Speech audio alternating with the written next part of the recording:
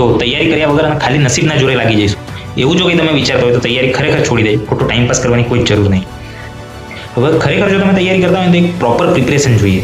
હવે એના માટે બધા જ સબ્જેક્ટો હું નહીં કરાવી શકું, પણ બંધારણ વિષય ઉપર ભાર આપીને બંધારણને એકદમ ક્લિયર કરાવવાનો પ્રયાસ કરીશ.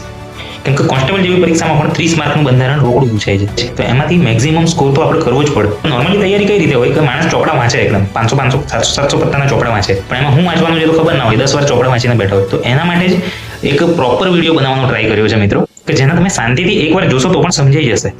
પણ તૈયારીમાં બહુ જ અગત્યની વસ્તુ હોય છે રિવિઝન. રિવિઝન 1 વાર 2 વાર 3 વાર 5 વાર 10 વાર 10 વાર રિવિઝન થાય તો માણસના મગજમાં એ વસ્તુ એકદમ છપાઈ જાય.